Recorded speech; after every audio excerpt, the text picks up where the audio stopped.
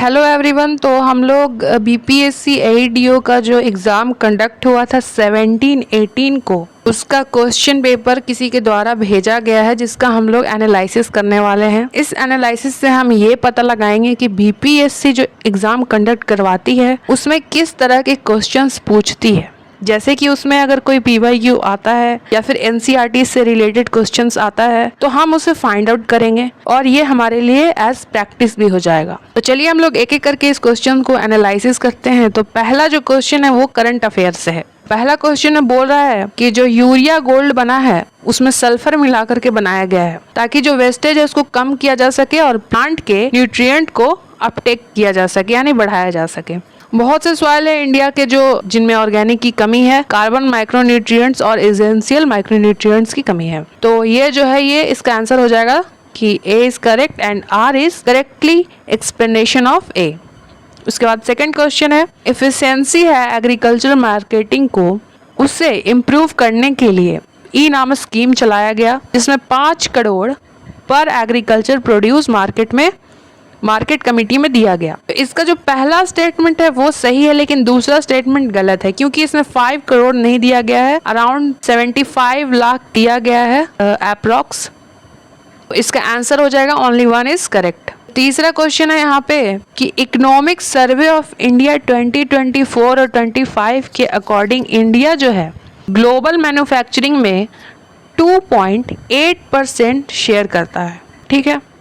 तीसरा क्वेश्चन हमारा आ जाता है कि टेक्सटाइल इंडस्ट्री के ऊपर है कि जो मेजर एम्प्लॉयमेंट जनरेटर है हमारा टेक्सटाइल इंडस्ट्री, जिसमें 11% ऑफ इंडियाज मैन्युफैक्चरिंग जीवीए है और इंडिया 4th लार्जेस्ट एक्सपोर्टर है टेक्सटाइल का जो कि 10% शेयर करता है ग्लोबल मार्केट में। और इंडिया जो है, इंडिया का जो टेक्निकल टेक्सटाइल इंडस्ट्री है वो बहुत जल्दी से ग्रो कर रहा है और 5th ग्लोबली हो गया है। तो यहाँ पे देखिए 2 नंबर दिया है, एक तो 4th दिया है, एक 5th दिया है। यहाँ पे पहला वाला सही हो जाएगा, दूसरा गलत हो जाएगा और तीसरा सही हो जाएगा क्योंकि इंडिया जो है वो 4th नहीं बल्कि 6th लार्जेस्ट एक्सपोर्टर है। ठीक है।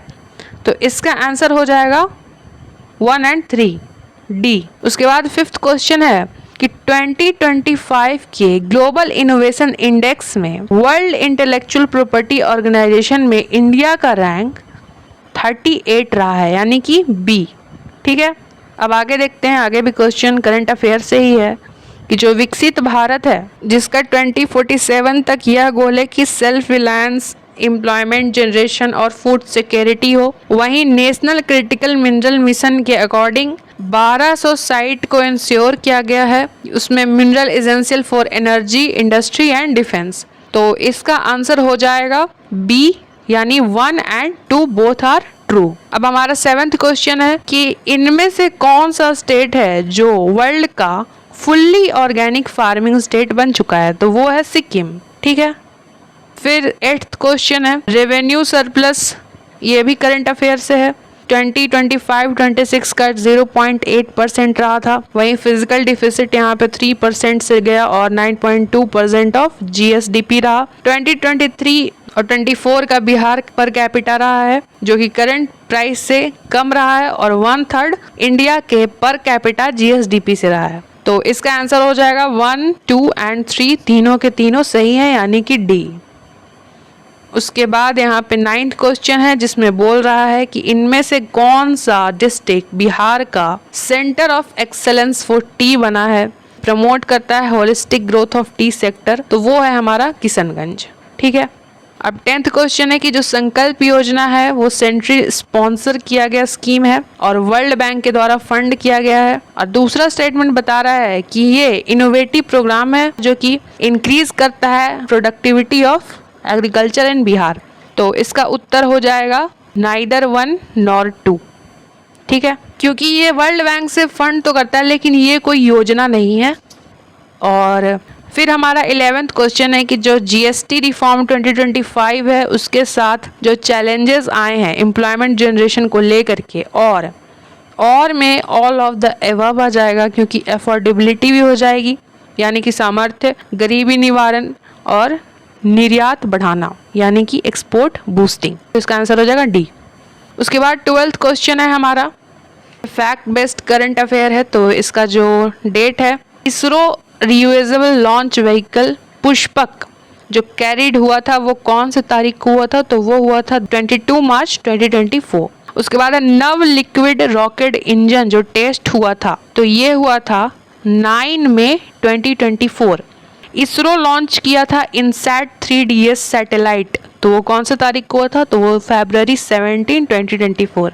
और आखिर का डी का 4, यानी कि इसका आंसर हो जाएगा सी।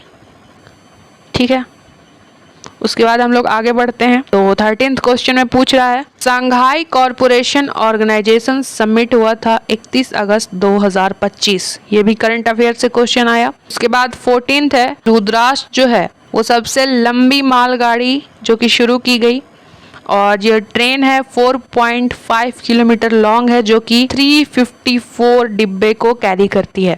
तो इसका आंसर हो जाएगा बोथ आर करेक्ट, यानी कि ए। अब आगे देखते हैं। 15th क्वेश्चन में पूछ रहा है, who was conferred Dada Saheb Phalke award, जो कि 71 नेशनल फिल्म अवार्ड सेरेमनी जो कि 23 सितंबर 2025 को हुआ था, ये किन्हें मिला था, तो ये एक्टर मोहन लाल को मिला था। अब 16 क्वेश्चन है कि which of the following are the international space protection system, तो IADC यानी कि coordinates global space debris management, बिल्कुल सही। CSO 10 country partnership for responsible space behaviour, ये भी सही है। NMA test naval sea authentication to prevent spoofing, ये भी सही है।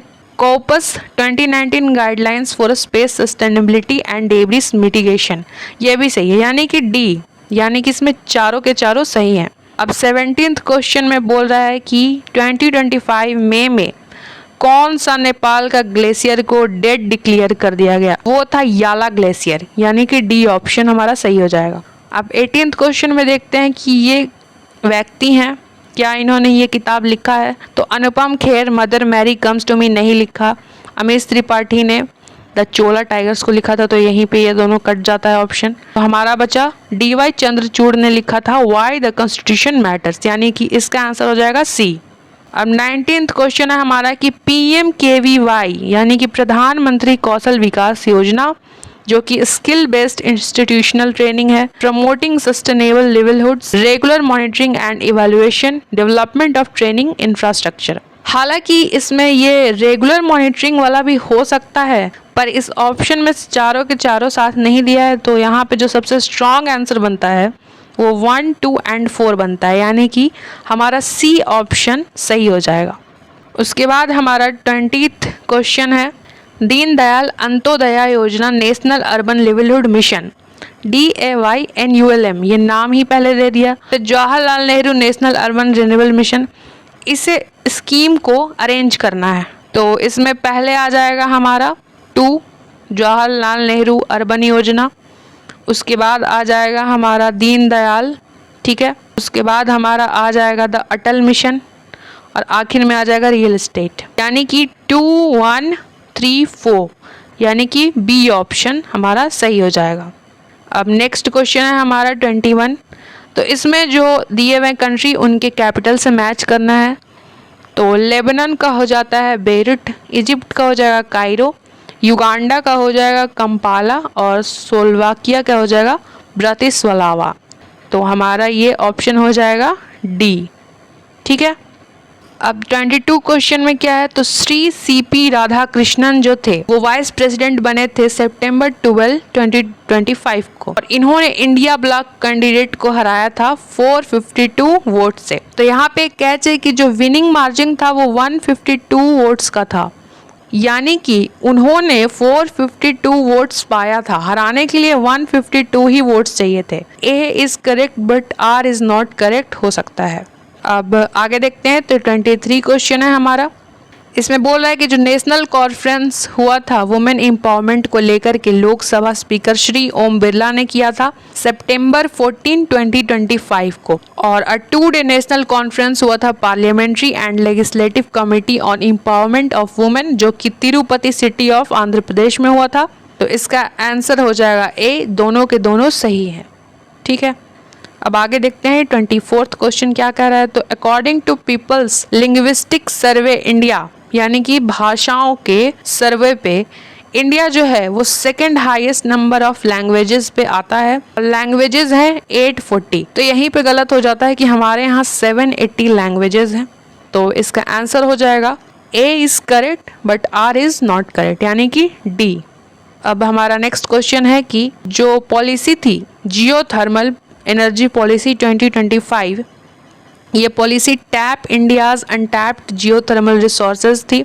ये एक्सेलरेट कर रही थी clean energy transition towards net zero 2070 तक का टारगेट था, और इसने इनकरेज किया research, innovation and collaboration with state, industry and global bodies. तो इसका आंसर हो जाएगा 1, 2 एंड 3, क्योंकि ये तीनों सही है। और यहाँ फोर्थ ऑप्शन में दिया नन ऑफ द अबव, तो ऐसा कुछ नहीं है, तीनों सही है। 26th क्वेश्चन है कि इसमें अरेंज करना है ये रेज को।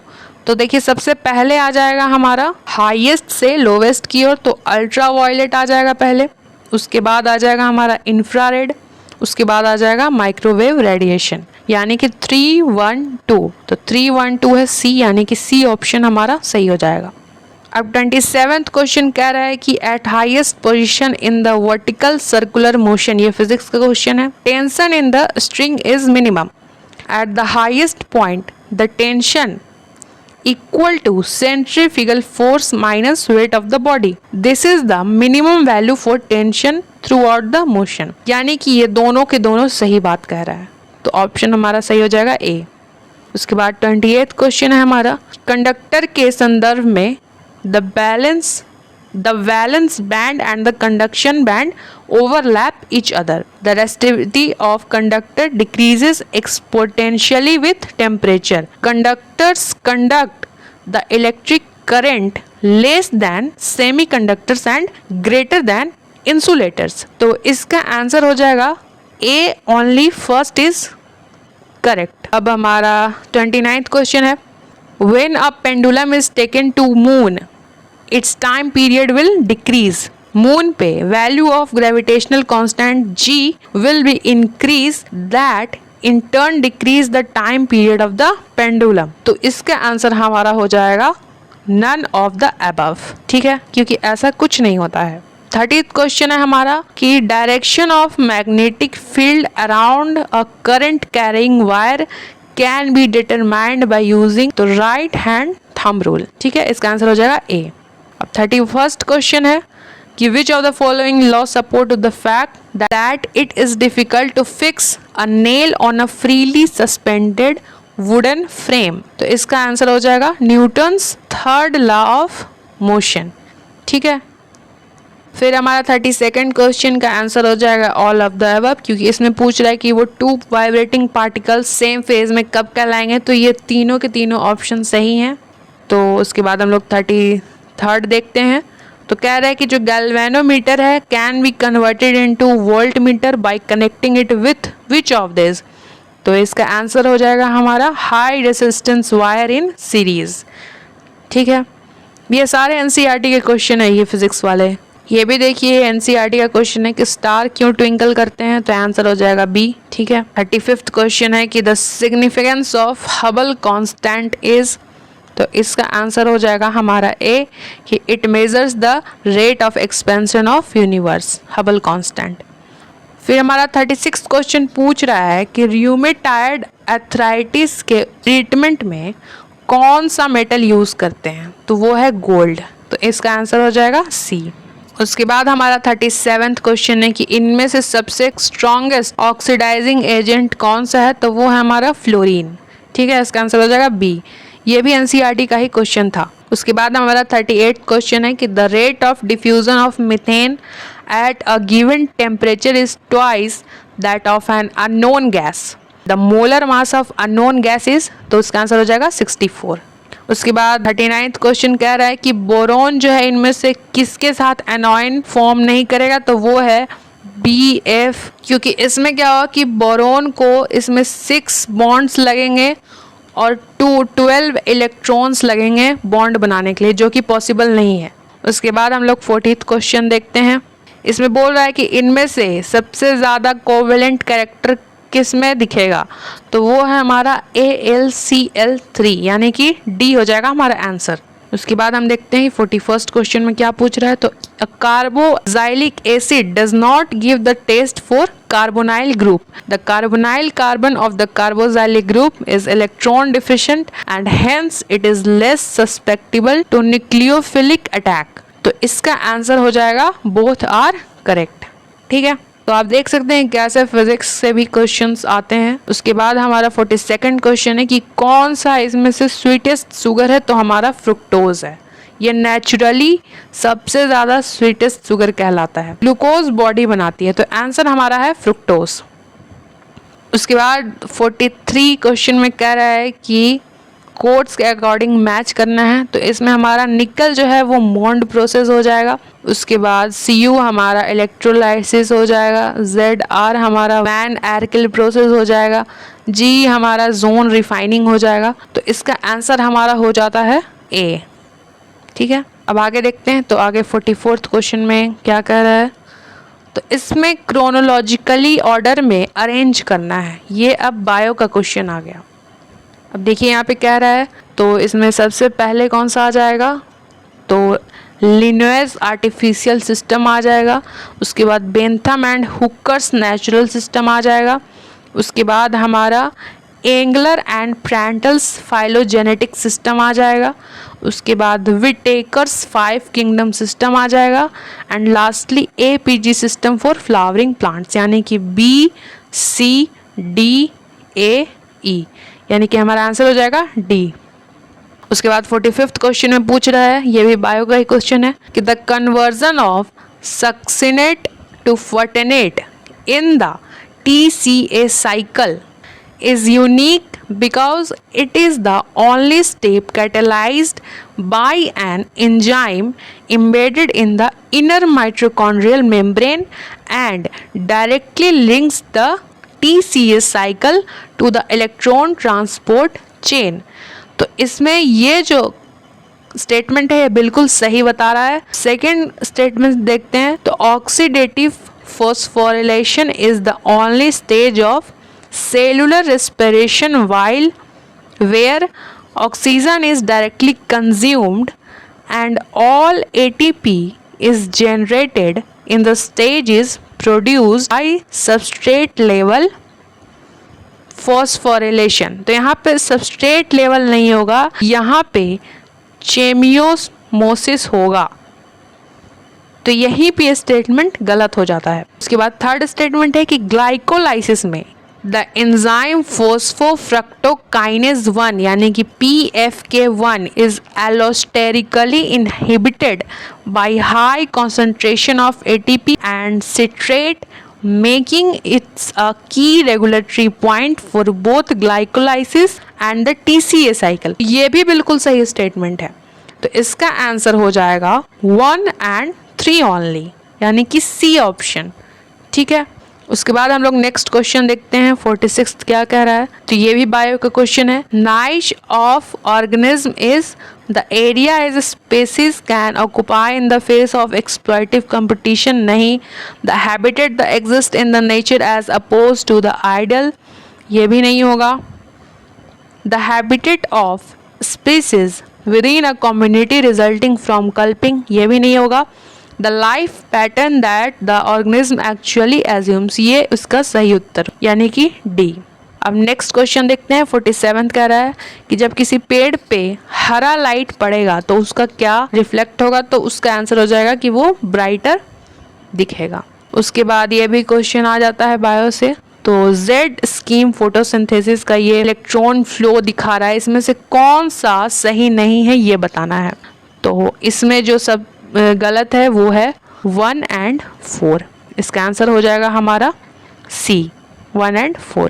उसके बाद हम लोग 49th क्वेश्चन को देखते हैं। एजर्सन रीजन फिर से पूछ दिया है कि जो सीव ट्यूब एलिमेंट होते हैं वो phloem are living cells but lack nuclei at maturity. Maturity पर उनमें न्यूक्ली खत्म हो जाता है। उसका रीज़न है कि companion cells control the metabolic activities of sieve tube elements through occluding junction. देखिए यहाँ पे बोल रहा है ऑक्लूडिंग जंक्शन, यही स्टेटमेंट यहाँ पे गलत हो जाता है। यहाँ पे प्लाज्मा मोड्स माटा होता है, जो कि जिसके कारण सीव ट्यूब एलिमेंट्स को कंट्रोल करता है।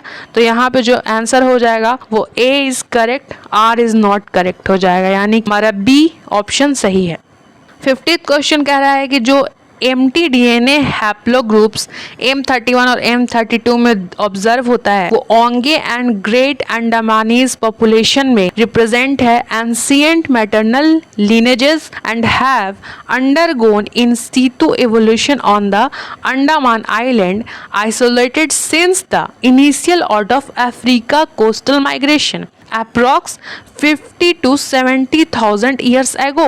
अब इसका रीजन बता रहा है कि जो कंप्लीट mtDNA सीक्वेंस है वो रिवील करता है coding region mutation defining M31 and M32 do not overlap with those of non Indian east Asian और ओशन हैप्लोग्रुप्स MN और red and surveys over 6,500 mainland Indian mtDNA sequence confirmed the absence of the specific mutations indicating phylogenetic independence driven by genetic drift in small. तो ये बिल्कुल सही इसका reason दिया है, तो इसका आंसर हो जाएगा B, both A and R are true and R is the correct explanation. उसके बाद यहाँ पे 51st क्वेश्चन में दे रहा है कि जो डॉक्टर लालजी सिंह थे वो widely regarded as the father of DNA fingerprinting in India. बिल्कुल सही। He independently invented the DNA fingerprint technique in 1984 ahead of global development। नहीं, देखिए यहाँ पे जो 1984 में डॉक्टर एलेक जेफरी ने ग्लोबली डेवलप किया था DNA फिंगरप्रिंट टेक्निक को, तो 2 ऑप्शन जो है वो गलत हो जाता है। फिर कह रहा है कि लालजी का research extensively applied DNA fingerprinting to wildlife conservation including ancestry studies of tiger, peacock and elephant population in India। तो ये सही हो जाता है, तो यहाँ पे उत्तर हो जाएगा हमारा only 2 यानी कि बी ऑप्शन। उसके बाद हम लोग देखते हैं कि 52nd क्वेश्चन में क्या पूछ रहा है। तो 2022 में सवांते पैबो उन्हें अवार्ड मिला था नोबेल प्राइज इन साइकोलॉजी और medicine for his ground breaking work in which area. तो इसका आंसर हो जाएगा discoveries concerning the genomes of extinct hominins and human evolution. उसके बाद हम लोग 53 क्वेश्चन देखते हैं, तो यह भी एजर्सन रीजन पूछ रहा है। In eukaryotic cells, the majority of ATP produced during aerobic respiration is generated through oxidative phosphorylation in the mitochondria। इसका रीजन दे रहा है कि oxidative phosphorylation relies on proton gradient across the inner mitochondrial membrane established by the electron transport chain which drives ATP synthesis via chemiosmosis। तो इसका जो answer हो जाएगा वो बोथ आर करेक्ट, बिल्कुल सही इसका दिया है, तो ये हमारा हो जाएगा ऑप्शन ए 53 का आंसर।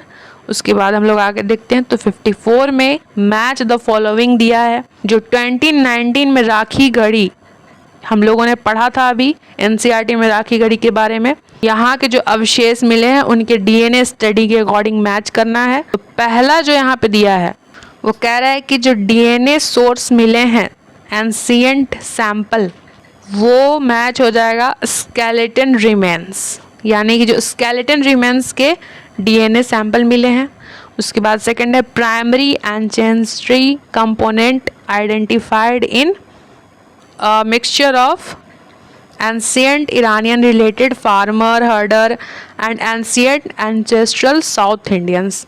तो बी का हो जाएगा 1, बी का 1, ए का 3 और सी का notably absent ancestry in the IVC individual steppe pastoralist. ये हमारा हो जाएगा सी का 2 एंड डी का आखिर में बच गया 4। तो हमारा यहाँ पे आंसर हो जाएगा ए।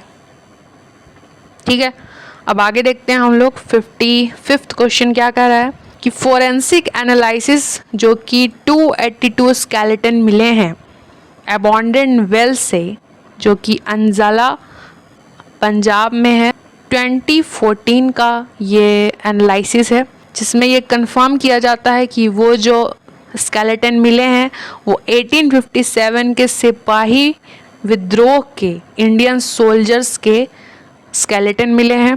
तो उस एविडेंस को किस तरह से कंबाइन किया गया, ऑप्शन दिए हैं। तो इसका आंसर हमारा हो जाएगा mitochondrial DNA haplogroups and strontium isotope ratio indicating Gangetic plains origin. इसका आंसर हो जाएगा सी। अब 56 क्वेश्चन कह रहा है कि इस लोकेशन को, जो ग्रेट लेक्स हैं अमेरिका के, इन्हें सही ऑर्डर में अरेंज करना है। तो इसका आंसर हो जाएगा बी। पहले आएगा ओंटारियो, फिर ईरी, फिर हुरोन, फिर मिचिगान। ठीक है। उसके बाद 57 क्वेश्चन है, यहाँ पे कंट्री और कैपिटल दिया है। इसमें से कह रहा है कि कौन सा कंट्री का कैपिटल सही नहीं है। तो नॉर्वे का ओस्लो सही है, कनाडा का मॉन्ट्रियलो नहीं है, कनाडा का ओटावा है। ठीक है। ऑस्ट्रेलिया का कैनबेरा सही है, साउथ अफ्रीका का केप टाउन सही है, यानी कि ओनली 2 ऑप्शन ए। अब आगे यहाँ पे फिर से मैच द फॉलोइंग दिया है कि ये स्टेट है और उसके स्टेट फ्लावर दिए हैं। तो झारखंड का पलाश है, उड़ीसा का अशोका है, और पंजाब का ग्लैडियोलस है, और कर्नाटका का लोटस है। तो हमारा यहाँ पे सही उत्तर हो जाएगा बी। उसके बाद हम लोग आगे देखते हैं। तो 59 क्वेश्चन में कह रहा है कि इनमें से कौन सा हिमालयन पीक भारत का सबसे हाईएस्ट है। तो सबको पता है कि ये कंचनजंगा हो जाएगा। फिर 60th क्वेश्चन में पूछ रहा है कि बायोस्फीयर रिजर्व कौन से स्टेट में पाए गए हैं, ये दिया हुआ है नाम, और इसमें से कौन सा सही मैच नहीं है। तो इसमें जो शेषाचलम है ये तमिलनाडु में नहीं है, ये आंध्र प्रदेश में है। तो हमारा आंसर हो जाएगा ए। उसके बाद हम लोग देखते हैं 61st क्वेश्चन क्या कह रहा है। तो इसमें भी एक्सपोर्ट डेस्टिनेशन और रैंक बाय वैल्यू इन्हें मैच करना है। तो यूएसए आ जाएगा हमारा सबसे पहला रैंक पे, चाइना आ जाएगा हमारा 4th रैंक पे, नीदरलैंड आ जाएगा 3rd रैंक पे, यूएई आ जाएगा हमारा 2nd रैंक पे। यानी कि इसका जो आंसर है वो डी है, 1 4 3 2। अब आगे देखते हैं कि 62nd क्वेश्चन हमारा क्या कह रहा है। तो ये एजर्सन रीजन है। मेक इन इंडिया जो इनिशिएटिव लॉन्च हुआ था 2014 में, इसका एम था इंडिया को मैन्युफैक्चरिंग डोमेन बनाना है पूरे वर्ल्ड में। तो इसका आंसर हो जाएगा बोथ ऑप्शंस आर करेक्ट, यानी कि ए। अब 63rd क्वेश्चन हमारा कह रहा है कि रेफरेंस टू लाइफ एक मिशन है। इसके अकॉर्डिंग पूछ रहा है कि ये एक मिशन है लाइफ स्टाइल फॉर इन्वायरमेंट। तो बिल्कुल सही आंसर है। Its aim is to promote sustainable tourism. 3rd है कि its aim at taking tourism to Indian villages. तो इसका आंसर हो जाएगा 1। हालांकि इसका एम है ये सस्टेनेबल टूरिज्म करना, लेकिन ये पार्शियली नहीं है, इसलिए यहाँ पर स्ट्रॉन्गेस्ट आंसर जो बनता है वो ओनली 1 इज़ करेक्ट, यानी कि ए बनता है। उसके बाद हम लोग देखें कि बिहार का जो इम्पोर्टेंस एरिया है कल्टीवेशन का, उससे अरेंज करना है। तो हमारा यहाँ पे आ जाएगा पैडी, वीट, मेज, पल्सेस, यानी कि हमारा ऑप्शन बी सही। फिर 66th क्वेश्चन पूछ रहा है कि बिहार के फ्लड आने का जो कारण है इनमें से कौन कौन सा सही है। तो बिहार एक प्लेन एरिया है, बिल्कुल सही। बिहार के जो रिवर हैं वो कैचमेंट ऑफ माउंटेन से निकलते हैं, माउंटेन कैचमेंट एरिया से निकलते हैं, जैसे कि गंडक हो गया, कोसी हो गया, बागमती हो गया। तो यह ऑप्शन भी हमारा सही हो जाता है। बिहार इकोनॉमिकली बैकवर्ड है, हाँ, क्योंकि लोवेस्ट पर कैपिटा इनकम है बिहार का, इसलिए इसमें बी ऑप्शन हो जाएगा। All the 3 are correct. उसके बाद हमारा 66th क्वेश्चन आता है कि एंशिएंट एविडेंस जो मिले हैं सिल्वर का, ये देखिए बीपीएससी का PYQ पूछा है और हम लोगों ने ये NCERT में भी पढ़ा था। तो ये सिल्वर का जो एविडेंस मिला है वो हड़प्पन कल्चर से मिला है, इसका ऑप्शन ए हो जाएगा। उसके बाद 67th क्वेश्चन आता है कि जो Buddhist council 4th Buddhist council हुआ था वो कहाँ हुआ था और किसने करवाया था। तो वो कनिष्क ने करवाया था। तो ये कश्मीर में हुआ था, हमें याद रखना है। उसके बाद यहाँ पे पूछ रहा है चंद प्रद्योत जो रूलर थे वो एंशिएंट, कौन से एंशिएंट रिपब्लिक के रूलर थे। तो उसका आंसर हो जाएगा अवंती, वो अवंती महाजनपद के रूलर थे। फिर कह रहा है कि राष्ट्रकूट जो थे वो कौन से रिलीजन को प्रोटेक्ट कर रहे थे। तो वो था जैन रिलीजन। ठीक है, इसका ऑप्शन हो जाएगा आंसर सी। उसके बाद 70th क्वेश्चन में पूछ रहा है कि किसके रेन में मंगोल्स जो थे वो इंदस रिवर के पास देखे गए थे पहली बार। तो वो हो जाएगा इल्तुतमिश। ठीक है, आपको बताना है कि इल्तुतमिश किसका बेटा था। 71st क्वेश्चन है कि कौन था वो जिसे 1000 दिनारी के नाम से जाना जाता था। तो ये हम सभी को पता है कि इसका आंसर है मलिक कफूर। उसके बाद 72nd क्वेश्चन है हमारा कि गुजारी महल किसने बनवाया था। तो इसका आंसर हो जाएगा मान सिंह। फिर 73rd क्वेश्चन हमारा पूछ रहा है कि कौन सा मुगल एम्पायर था जिसे रंगीला के नाम से जाना जाता था। तो वो है मोहम्मद शाह। उसके बाद हम लोग 74th क्वेश्चन देखते हैं। तो कूका मूवमेंट जो कि गुरु राम सिंह के द्वारा चलाया गया था, कब चलाया गया था इसका डेट आप बताएंगे। फिर पागलपंथी रिबेलियन जो था, ये रिबेलियन किसने कराया था। तो ये गारोज ने कराया था। तो इसका आंसर हो जाएगा सी गारोज। उसके बाद हम लोगों ने देखा कि स्वदेशी वाहिनी जो कि एडिट किया गया था किसके द्वारा। तो वो हैं हमारे के रामकृष्णा पिल्लाई। ठीक है। उसके बाद पूछ रहा है कि नेटिव मैरिज एक्ट कब चलाया गया था। तो इसका आंसर हो जाएगा 1872 मार्च 2 में चलाया गया था। उसके बाद हमारा क्वेश्चन है 78 की गदर पार्टी कहाँ बनाया गया था। तो ये बनाया गया था यूएसए कैलिफोर्निया में सैन फ्रांसिस्को में। ठीक है। उसके बाद पूछ रहा है कि विक्रमशिला जो यूनिवर्सिटी है ये पाला डायनेस्टी के किस रूलर ने बनवाया था। तो हमारा आंसर हो जाएगा धर्मपाला। उसके बाद पूछ रहा है कि मगध किंगडम का सबसे पहला कैपिटल कौन था। तो वो था राजगीर पहला कैपिटल, और सेकंड कैपिटल बना था पाटलिपुत्र। उसके बाद पूछ रहा है कि किसान सभा को किसने इस्टेब्लिश किया था। तो वो है स्वामी सहजानंद सरस्वती जी। उसके बाद हम देखते हैं कि 82nd क्वेश्चन में क्या पूछ रहा है। तो बिहार के पहले सीएम आफ्टर इंडिपेंडेंस कौन थे। तो वो है श्री कृष्णा सिन्हा। फिर 83rd क्वेश्चन में पूछ रहा है कि जो बंगाल और बिहार के पालास थे वो किन के पुजारी थे। तो इसका आंसर हो जाएगा बुद्धिज्म। के बाद 84th में पूछ रहा है कि कांग्रेस पार्टी जो कि proposal of independence of India को पहली बार कौन से साल में पास किया था। तो इसका आंसर हो जाएगा 1929। कह रहा है कि गांधी इरविन पैक्ट कब हुआ था। तो इसका आंसर हो जाएगा 1931 बी। के बाद हम देखते हैं कि 86th क्वेश्चन हमारा क्या कह रहा है। तो all India depressed classes league ये बाबू जगजीवन राम जी के द्वारा इस्टेब्लिश किया गया था। तो इसका आंसर हो जाएगा सी। फिर 87th में पूछ रहा है कि पाकिस्तान रिजोल्यूशन को किसने ड्राफ्ट किया था। तो इसका आंसर हो जाएगा सिकंदर हायत खान। उसके बाद पूछ रहा है कि इंडियन नेशनल आर्मी कब बनी थी। तो इसका आंसर हो जाएगा 1942। पूछ रहा है कि इंग्लैंड के प्राइम मिनिस्टर कौन थे जब भारत जब आज़ाद हुआ था उस समय पे। इसका आंसर हो जाएगा क्लेमेंट एटली, यानी कि बी ऑप्शन। फिर 19th क्वेश्चन में पूछ रहा है कि इंडिया इंडिपेंडेंट एक्ट 1947 फोर्स में कब आया। तो इसका आंसर हो जाएगा 18 जुलाई 1947। फिर 91st क्वेश्चन में क्रोनोलॉजिकल सीक्वेंस में अरेंज करने बोल रहा है। ये रिफॉर्म्स हैं कमेटी के। तो सबसे पहले यहाँ पे आ जाएगा joint parliamentary committee on reform of electoral law. उसके बाद आ जाएगा Tarkunde committee on electoral reforms. उसके बाद आ जाएगा Goswami committee on electoral reforms. और आखिर में आ जाएगा election commission campaign against criminalisation of politics. तो हमारा जाएगा 1, 3, 2, 4, यानी कि ऑप्शन ए हमारा सही है।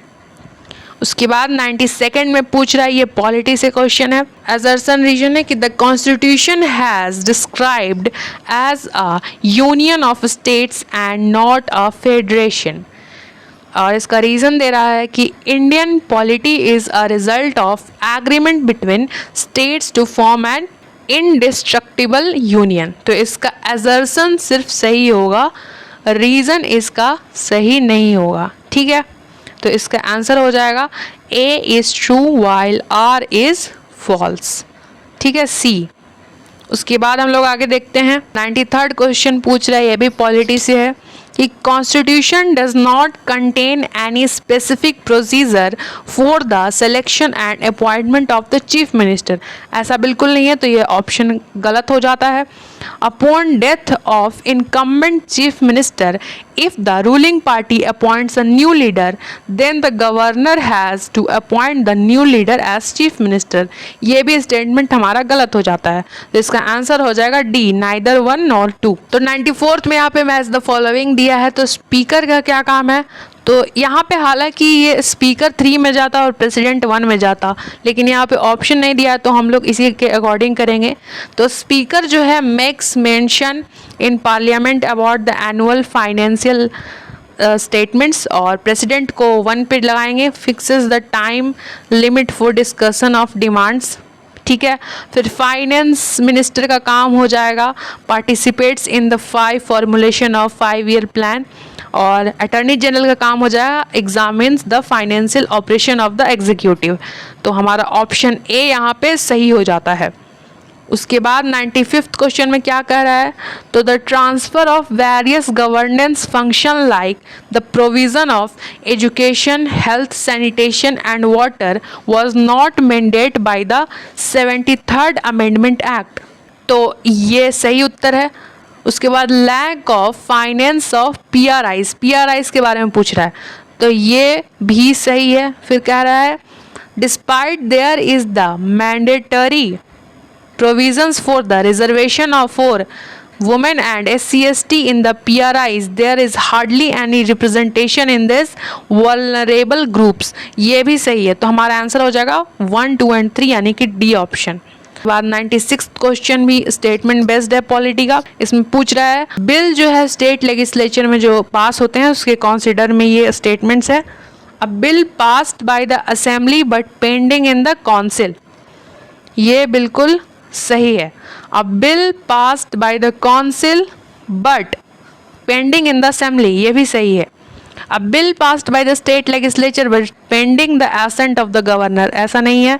अ bill passed by the state legislature but return by the president for reconsideration, ऐसा नहीं होता है क्योंकि यहाँ पे स्पेसिफिक बिल के बारे में नहीं बताया है। उसके बाद 97th क्वेश्चन यहाँ पे पूछ रहा है कि which of the following committee are helped by the CAG in his work of exercising legislative control over the executive।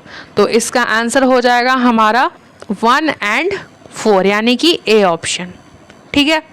उसके बाद 98th क्वेश्चन पूछ रहा है कि सिटीजनशिप अमेंडमेंट बिल 2019 के regarding the act allow to specified class of illegal migrants to apply for citizenship by naturalisation after the 5 years of residency in India. तो ये बिल्कुल सही हो जाता है। The provisions of the bill are applicable across the country, नहीं ये गलत हो जाएगा। The cut off date for the immigration is on or before December 31, 2014, ये भी सही हो जाता है यानी कि डी ऑप्शन हमारा सही हो जाएगा। उसके बाद यहाँ पे 99th क्वेश्चन पूछ रहा है कि 98th कॉन्स्टिट्यूशनल अमेंडमेंट एक्ट के अकॉर्डिंग इंसर्टेड आर्टिकल 371J जो कि प्रोवाइड करता है special provision for the Hyderabad Karnataka region में। The special provision aim to establish an institutional mechanism for an equitable allocation of funds to meet the development needs over the region, ठीक है। तो ये भी सही है। आर्टिकल 371J प्रोवाइड करता है reservation of seat in educational and vocational training institution in the region for the student who belong to the region. तो ये तीनों के तीनों स्टेटमेंट सही हो जाते हैं। तो इसका आंसर हो जाएगा हमारा B, 1, 2 and 3 all are correct. के बाद हमारा ये आखिरी क्वेश्चन पूछ रहा है लेजिस्लेटिव रिलेशन यूनियन और स्टेट के बीच में। तो जो स्टेट लॉ है has been reserved for the assent of the president and received his assent can prevail over the law made by the parliament for the whole country, नहीं ये गलत हो जाएगा। The constitution expressly secures the predominance of union list and concurrent list over the state list, तो ये बिल्कुल सही है। और उसके बाद थर्ड है all the matter enumerated in the state list can be introduced in the legislature without prior sanction from union or the president। तो ये यहाँ पे गलत हो जाता है क्योंकि हर बिल को लाने के लिए प्रायर सैंक्शन की ज़रूरत लगती है। तो यहाँ पे विदाउट है, इसलिए यहाँ पे ये थर्ड ऑप्शन भी गलत हो जाता है। तो इसका आंसर हो जाएगा ओनली 2। और यहीं पे ये सारे क्वेश्चंस ख़त्म हो जाते हैं। सो जैसा कि आप लोगों ने देखा कि इसमें कितने PYQ या फिर NCERT रिलेटेड क्वेश्चंस हैं। तो अगर आप NCERT से रिलेटेड कोई भी क्वेश्चन को प्रैक्टिस करना चाहते हैं तो आप हमारे टेलीग्राम चैनल को ज्वाइन कर सकते हैं, जिसका लिंक आपको डिस्क्रिप्शन में मिल जाएगा। सो अगर आप कोई सजेशन या फिर कोई करेक्शन बताना चाहते हैं तो प्लीज़ कमेंट सेक्शन में बताएं and don't forget to like and subscribe and thanks for watching.